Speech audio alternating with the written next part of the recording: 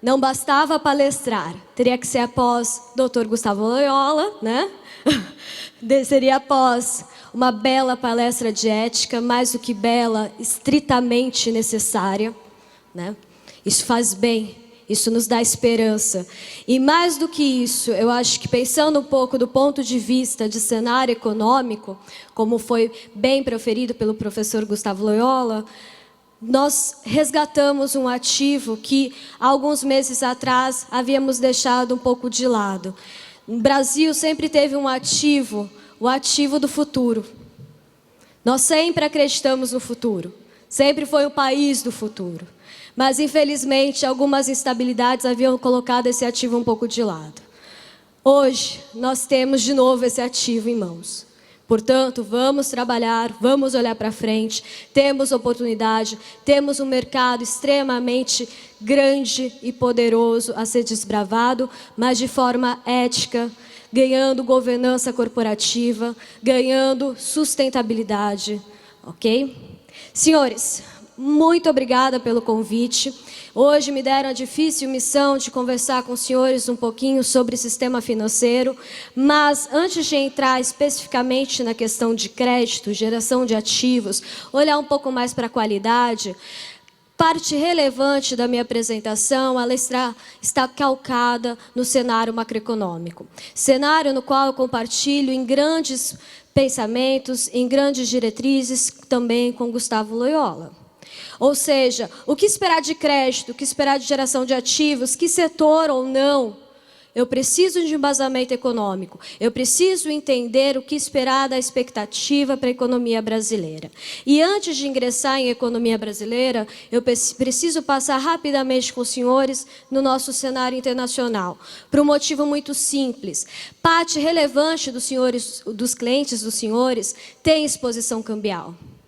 Seja porque é um exportador, seja porque é um importador, enfim, variações cambiais interferem na expectativa de lucro, na expectativa de faturamento e de negócios desses clientes.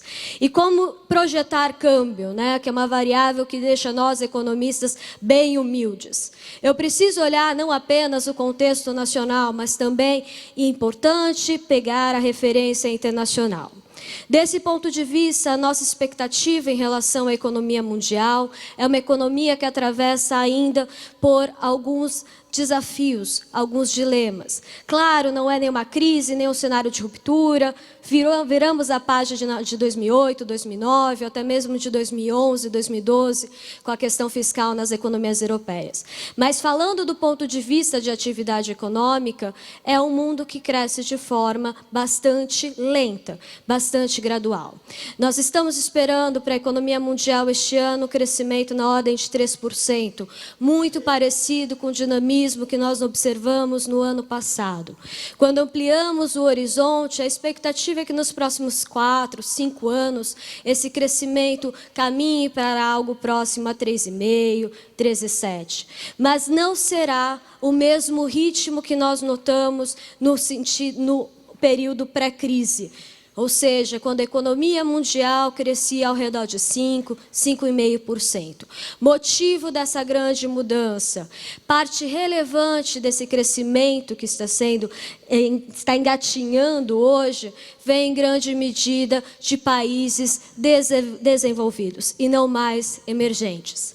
Ou seja, Brasil, Índia, China, Rússia, mas principalmente China, nosso principal parceiro comercial, começa a passar por transformações importantes, que acabam desembocando no cenário de perspectiva de crescimento mais moderado e, portanto, afeta a tendência de recuperação da economia mundial. Quando nós olhamos para a economia chinesa, nós nos deparamos com uma economia em transformação, ou seja, o desafio de sair daquela economia tão focada em infraestrutura, investimentos, construção civil, mercado imobiliário, e caminhar para uma economia que olhe mais para o mercado consumidor, consumo das famílias, que demande um pouco mais de comércio, de serviços. Ou seja, esse processo de transformação acaba necessariamente trazendo um crescimento mais lento. Ellen, mas crescer 5,8%, que é a sua projeção esse ano para a economia chinesa, é um baita crescimento. Quiser a economia brasileira crescer 5,8%. Sim, é um baita crescimento, mas notem a trajetória. Era um país que crescia 5, 6 anos atrás, ao redor de 7%.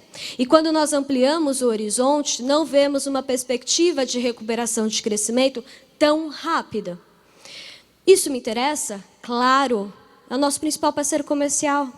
Se eu mudo o vetor de crescimento, a demanda por produtos também muda.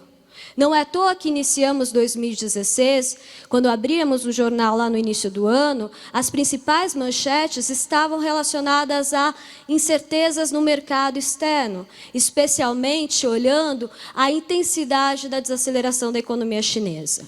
Essa intensidade da desaceleração impacta preços de ativos. Se eu mudo de construção civil, mercado imobiliário e olho um pouco mais para serviços, será que eu tenho a mesma demanda por minério de ferro? Tá?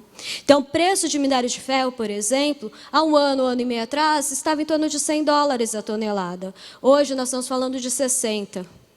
Ellen, mas isso eu não consigo aplicar no meu dia a dia. Consegue. Especialmente para aqueles que estão na região de Minas Gerais, por exemplo. Não teve impacto na parte de mineração? Não teve impacto na parte de siderurgia? Imaginem os senhores, fiz uma planta para vender um produto a $100, hoje ele vale 60, 40. Meu investimento é viável ainda? Minha cadeia de fornecedores, como fica nessa história? Além de minério de ferro, nós tivemos um outro preço de ativo bastante importante, petróleo. Né? Uma tendência muito parecida. Foi a economia chinesa? Não. Aqui nós tivemos uma queda de braço na oferta. Nós sabemos disso. Né? Mas, de qualquer forma, trouxe praticamente próximo à mínima histórica. Então, nós estamos falando de um preço do barril do petróleo que estava na faixa de 100, 90 a $100, ou chegou a 20, $25, hoje já está mais próximo de 40. Ou seja, aquele mesmo questionamento que eu fiz para minério de ferro, cabe em petróleo. Independente de Lava Jato, ficou um pouco mais complicada a operação de pré-sal, não ficou? Eu tenho um fator econômico estrutural pensando em preços de ativos. Isso me faz rever investimentos. A expectativa, ainda que a curva futura do preço seja positivamente inclinada, não esperamos um preço do barril do petróleo na casa de $80 daqui a 2 anos. A expectativa é em torno de $60, $70 ainda. Então, ou seja, quando eu penso em cadeia de óleo e gás aqui no Brasil, eu tenho uma releitura de programas de investimentos independente da questão de Lava Jato. Eu tenho uma questão estrutural. Qual é o preço do meu produto para viabilizar essa cadeia? Então, quando eu olho para Rio de Janeiro, Espírito Santo, eu ainda vou ter um período delicado pela frente, onde o preço do meu principal produto ainda estará relativamente baixo para viabilizar todos os investimentos esperados. Pois bem, esse cenário internacional volátil, ele traz impactos na nossa economia. E quando nós pensamos em câmbio, quando nós olhamos para a projeção de câmbio, nós economistas olhamos principalmente para a conta que o Brasil tem com o resto do mundo, para a nossa conta corrente, por exemplo, para verificar como estão as saídas, a entrada e saída de divisas, né? Olhamos para a nossa conta corrente, para a nossa conta de capital. E o que nós notamos? Que diferente de crises passadas, a questão cambial, a questão da nossa conta corrente está bem ajustada. Nós não temos hoje uma ruptura com o setor externo, algo crítico que nos leve a uma depreciação cambial intensa. A leitura hoje, portanto, em termos de fundamento, é que nosso conta corrente está bastante equilibrado. Ou seja, não nos levaria a uma depreciação tão forte quanto nós observamos no ano passado, quando olhamos para câmbio. E o que trouxe, portanto, do que nossa conta externa está ajustando? O que trouxe a depreciação cambial no ano passado, que nós observamos saindo lá de 2,95 para quase 4,20, fechando o ano próximo a 4? Qual a expectativa para o câmbio este ano? O que movimentou, que trouxe esse movimento? Risco. Se meu fundamento de entrada e saída de dólares está coerente, está fechando contabilmente, da onde veio a mudança em termos de câmbio? percepção de risco país. Notem que é exatamente o mesmo gráfico. É a mesma curva. E por que o risco país deteriorou ao longo dos últimos anos? Olhando aqui nosso CIDS de 5 anos. Por que ele deteriorou ao longo dos últimos meses esse risco? Quando nós olhávamos lá no final de 2014 para 2015, quando fizemos o orçamento, o planejamento das nossas empresas, o que era esperado para 2015? 2015 será o grande ano do ajuste. O ano do ajuste fiscal. Ou seja, quando nós pensamos estritamente em economia, em problema econômico, a questão fiscal ela é preponderante. E como que eu ajusto o meu fiscal? Assim como ocorre em uma empresa, assim como ocorre na pessoa física, governos também não conseguem escapar, não tem mágica. Se eu gasto mais do que eu arrecado, e aí foi esse o nosso dilema, a questão do nosso superávit, que na verdade virou um déficit, né, comprometendo, portanto, a trajetória da nossa relação dívida-PIB, como eu equalizo essa equação? Eu tenho que gastar menos e arrecadar mais. Ellen, o ideal seria tornar os gastos mais eficientes, reduzir de forma abrupta esses gastos. Ótimo, só que infelizmente parte relevante do nosso orçamento, ele é rígido. E eu não consigo ajustar rapidamente. E mais do que isso, parte relevante do meu ajuste não compete apenas a gabinete de ministro. Eu preciso de apoio governamental. Eu preciso de base aliada, eu preciso de governabilidade. Portanto, toda vez que ao longo do ano passado a percepção foi de que eu não teria base aliada, de que eu não teria governabilidade para endereçar o ajuste fiscal, o meu risco respondeu. E por que está melhorando agora? Né? Dado todo o imbróglio político, começou a se formar um consenso de que teríamos maior governabilidade, que eu teria mais força, que a minha Câmara conseguiria aprovar mais medidas justamente focando o ajuste fiscal. Se eu tenho mais governabilidade, eu consigo, portanto, atacar o problema. Qual o problema? Endereçar o ajuste fiscal. Isso bate automaticamente no câmbio. Nós estamos trabalhando com câmbio de final de ano de 13,60. Tá? O que significa trabalhar com câmbio de 13,60 no final do ano? Significa continuarmos num patamar de risco país muito parecido com o atual. Ou seja, eu consigo, aumento a minha governabilidade, mas não consigo expurgar todos os meus problemas. Né? Não temos a ilusão de que o ajuste fiscal ocorrerá do dia para a noite. Não. Muito pelo contrário, entraremos em 2017, 2018, 2019 e ainda falaremos do ajuste fiscal. Mas eu consigo endereçar, tendo apoio político, com reformas relevantes como a questão da Previdência Social. Eu preciso dar um direcional de que essa história irá parar de piorar do ponto de vista fiscal. Então, ou seja, dependendo do meu risco, do meu patamar de risco, eu tenho um patamar de câmbio. Ellen, se eu não tiver, eu sou super otimista com relação ao imbróglio político. Vamos tirar toda essa história da frente, né? Tirar toda essa incerteza. Por que não pensar em voltar com risco país próximo lá a 2014, final de 2014, início de 2015, quando estávamos nesse debate, em torno de 200 a 240 pontos? Ok, eu posso experimentar um câmbio mais próximo de 13,30. É factível, ainda mais quando eu penso em um Banco Central mais cauteloso, que tem um estoque de swap importante, em torno de 100 bilhões de dólares, para segurar uma apreciação abrupta da nossa moeda? Difícil.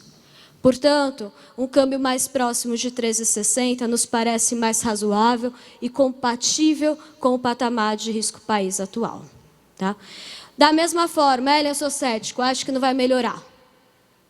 Pois bem, aí certamente teremos uma depreciação do risco e, dessa forma, um câmbio mais depreciado.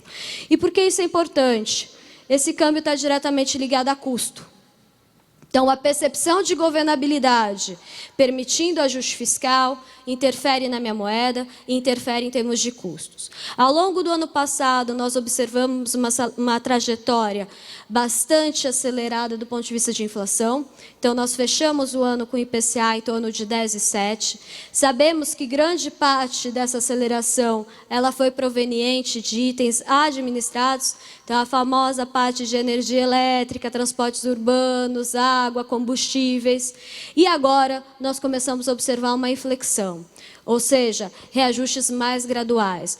Própria questão de energia elétrica, que eu tenho certeza que sobrecarregou o orçamento de diversos clientes dos senhores, né? Custo fixo na veia, este ano a expectativa é de queda, agora em abril e maio, com a questão de bandeira verde. Então, ajuda. Não é um grande alívio em termos de margem financeira, mas ajuda na percepção de custo fixo. Olhando para a inflação este ano, dado que preços de administrados começam a mostrar um desempenho um pouco melhor, a nossa expectativa, por exemplo, é que o reajuste deste ano fique na casa de 5%, contra 18% no ano passado, o Banco Central acaba olhando com mais critério a questão de itens livres, ou seja, aqueles preços que eu não preciso de anuência governamental para reajustar. E olhando especificamente para itens livres, nós sabemos qual que é o calcanhar de Aquiles do Banco Central ao longo dos últimos anos. A velha questão de reajuste de serviços, né? Até um bom tempo atrás, mas é chuva ou sol, reajuste de serviços na casa de 9% a 10% todo ano. E agora nós começamos a observar, dada a fragilidade do mercado de trabalho, reajuste mais comedido. Ou seja, por mais que eu tenha uma pressão de custos, a percepção dos nossos interlocutores, dos empresários com quem nós conversamos, é de que o cenário está complicado para repassar preço. Tá? Então, você começa de novo, aquela margem financeira que estava apertada, ainda ficará. Não será possível repassar 100% do choque de custo que você teve ao longo dos últimos meses. E isso nós podemos ver aqui via serviços, que rodava em torno de 9 a 10 e hoje está em torno de 7. Tá? Então, do ponto de vista de política monetária, é um grande alívio para o Banco Central. A única preocupação corrente dele é a questão de alimentação. Nós tivemos algumas quebras de safra por questões climáticas, especialmente de natura. Isso pressionou um pouquinho mais a inflação do consumidor corrente. Mas, de qualquer forma, a percepção é que ao longo do segundo com o terceiro tri, essa curvinha começa a voltar. Dessa forma, olhando para a inflação ao consumidor, temos um cenário mais benigno traçado. Ou seja, no ano passado, aqueles 10,7 caminha este ano para 6,5. E quando nós olhamos para 2017, nós já temos uma inflação ancorada ao redor de 4,5 com 5. Então, pensando do ponto de vista de política monetária, é um cenário favorável, sim, para a queda em taxa de juros. O que é importantíssimo para os senhores pensando em custo. Tá?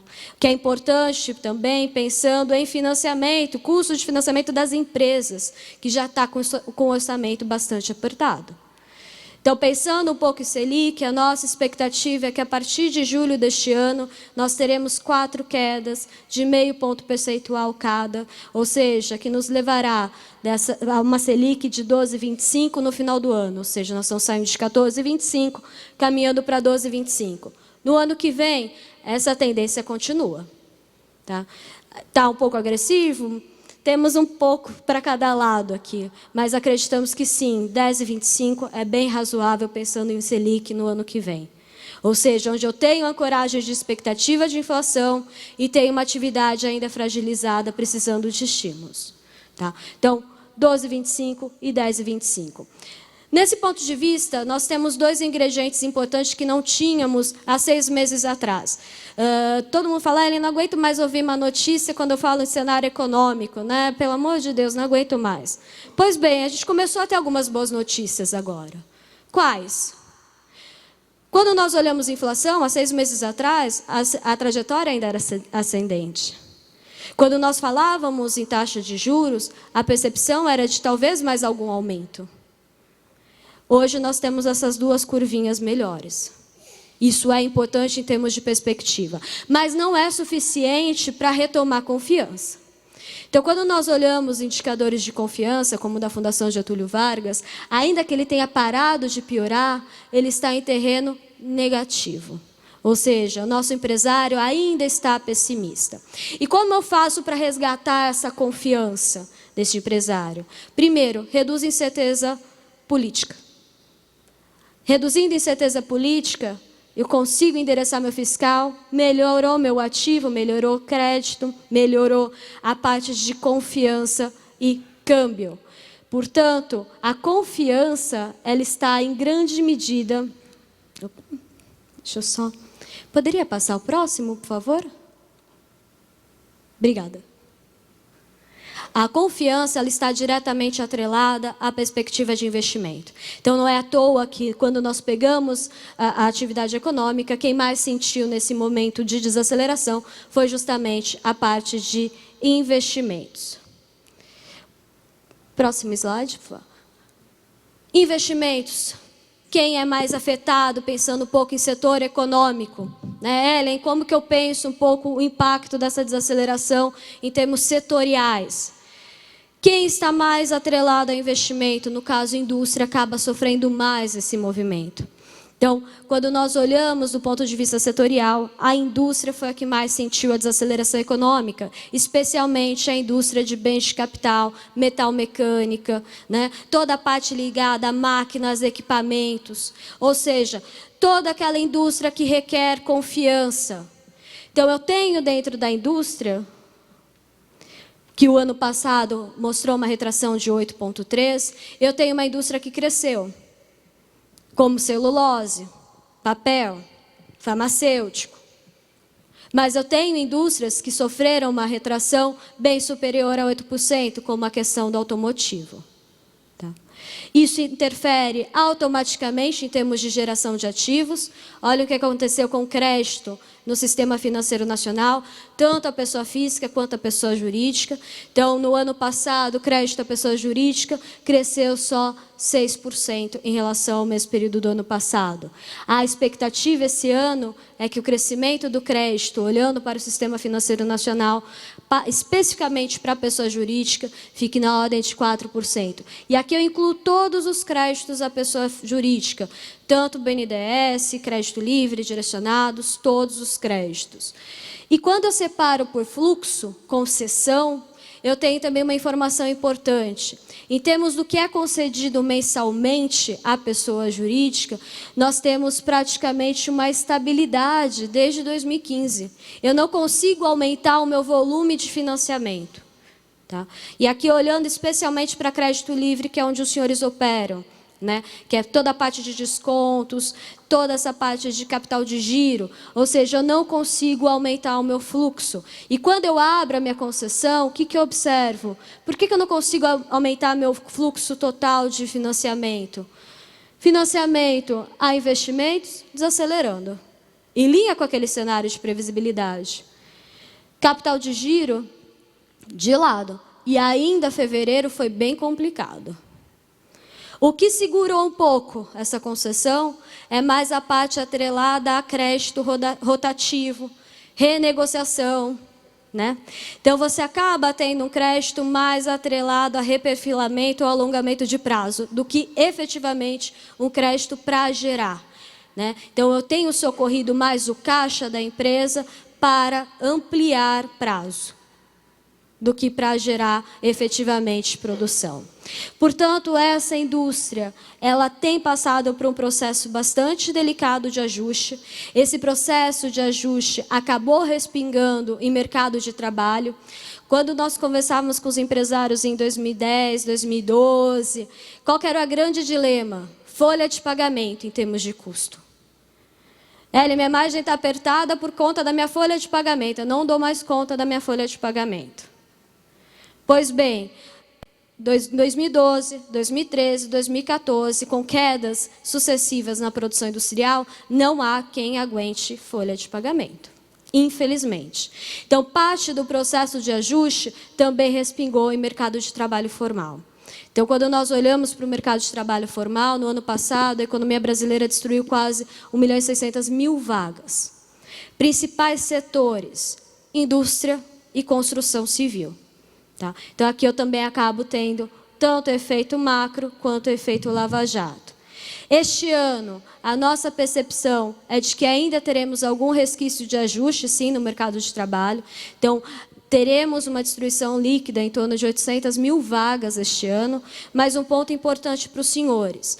Como parte relevante do ajuste, a indústria já fez, este ano eu começo a olhar um pouquinho mais para a cadeia.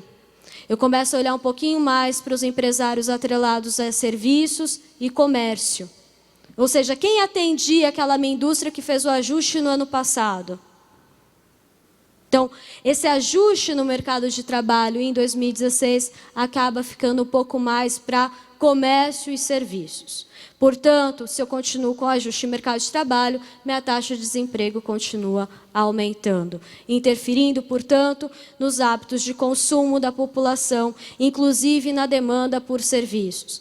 Serviços sempre foi um setor mais resiliente, tanto que no ano passado, mesmo com a desaceleração da indústria, a parte de serviços conseguiu expandir em torno de 2%. Evidentemente que quando eu retiro a variação de preços, eu tenho uma queda, mas é bem menos abrupta do que a observada em comércio varejista ou até mesmo na indústria. Mas, de qualquer forma, o meu consumidor também passou a demandar menos serviços. Nós acabamos de olhar lá a inflação, a dificuldade de repasse de preços. Vendas no comércio varejista, pela primeira vez desde 2003, apresentando uma queda, 4,3% em relação ao crescimento de 2,2%. Este ano ainda teremos uma retração na parte de comércio varejista, 13,4%. E um ponto importantíssimo, aqui eu estou olhando apenas para comércio varejista restrito, ou seja, não incluir veículos nem material de construção. O que nós observamos em termos de hábitos de consumo? Nosso consumidor está dando prioridade a bens de primeira necessidade. Tá? Então, quando eu penso em termos setoriais, né, quando eu olho lá para comércio, como estão as minhas parcerias? Aquele cliente, aquele comércio que tem na prateleira um produto de primeira necessidade, um produto até mesmo de segunda linha, né, o famoso genérico, tem tido um desempenho melhor do que os demais. Então, o consumidor ele também está fazendo ajuste, independente de estar empregado ou desempregado. Você tem quase uma síndrome do desemprego. Eu ajusto. Então, quando nós olhamos setorialmente, farmácia, perfumaria, cosméticos, tem uma desaceleração bem inferior à média nacional. Lanterninha, veículos, motos e autopeças. Tá? Onde eu tenho a necessidade maior de confiança ou até mesmo de crédito. Tá? Alimentos, supermercados, continua bem? Continua. Em relação ao cenário atual, a desaceleração seria na casa de 3%. Mas, mesmo assim, é observado que dentro de supermercados, você tem uma mudança do mix de produtos. Você olha mais com carinho para uma marca própria, para uma empresa secundária. Só trazendo aqui um anedótico para os senhores. Recentemente eu visitei um empresário de alimentos. E ele até comentou, falou, olha, essa crise para mim está sendo ótima. Nunca produzi tanto na minha vida. Por quê? Eram embutidos e o forte dele era a salsicha. Crescimento de 15% na produção. Tá? Então, é claro que esses pontos eles são cíclicos. A expectativa de recuperação da economia automaticamente traz a expectativa de recuperação em mercado de trabalho e volta a opção do consumidor para produtos de primeira linha. Então, Ellen, faz sentido eu financiar alguém que hoje está pleiteando construir um produto de segunda linha, um produto genérico? Devagar. Quando vai entrar esse produto no mercado? Quando a minha economia estiver recuperando? E meu consumidor optar de novo por um produto de primeira linha? Se ele tiver esse produto hoje na prateleira, ótimo, melhor dos mundos. Ele está conseguindo um amortecedor para a crise. Tá? Enfim, a expectativa em relação à atividade econômica. Nós estamos trabalhando com uma retração ainda na economia brasileira este ano de 13,5%, ligeiramente melhor do que a que foi observada no ano passado, mas um ponto importantíssimo, mais do que o dado, é a percepção em termos de trajetória.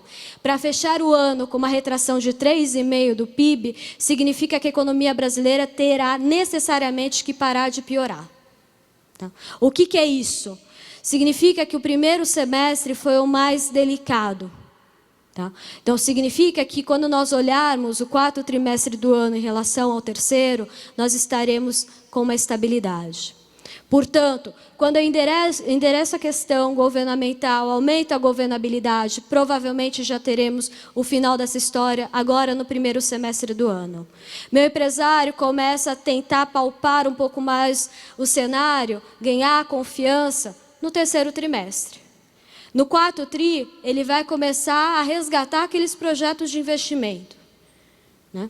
Quando efetivamente, portanto, eu tenho a recuperação, apenas a partir de 2017. E um ponto importante, não consideramos que essa recuperação será rápida, abrupta, como foi em 2010. Né? Nós temos vetores que, infelizmente, não estão presentes hoje. Por exemplo, a própria questão fiscal. Em 2010, eu tive diversos estímulos fiscais, diversas desonerações, incentivos a crédito subsidiado. Hoje, muito pelo contrário, eu tenho que fazer o ajuste fiscal. Né? Taxa de juros. 2009, chegamos até então na nossa menor Selic, 8,75. Hoje, eu consigo chegar a 10,25 e com cautela.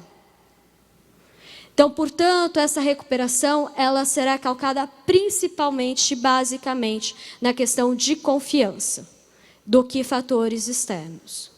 E um ponto importante para os senhores, apesar do cenário de recuperação, que é um ponto extremamente relevante para nós, para gerar ativos, né, Ellen, essa atividade precisa voltar para continuar produzindo duplicadas, assim por diante. Eu preciso voltar a aquecer meu cenário? É importante? É, mas temos um período de transição. E nesse período de transição, eu ainda preciso ficar atenta à qualidade do meu ativo. Tá? Então, compartilhando um pouco com os senhores a percepção que nós temos, olhando do sistema financeiro, né, o que nos é cobrado nas teleconferências com os investidores, hoje, mais do que gerar ativo, olha, eu estou crescendo X% a minha carteira de crédito, eu consegui segurar minha PDD. Consegui segurar a minha inadimplência. Tá? Então, por mais que se avizinhe uma recuperação, eu ainda tenho um período de vigilância do ponto de vista de risco de crédito. Recuperação judicial ainda está em elevação, então mais de 100 empresas entrando com pedido de recuperação judicial todo mês. Né? Então, este ano, até março, no primeiro trimestre, nós tivemos mais de 400 empresas solicitando recuperação judicial. No ano passado, que já foi bastante conturbado, no mesmo período, nós tivemos quase 180, 200 empresas. Tá?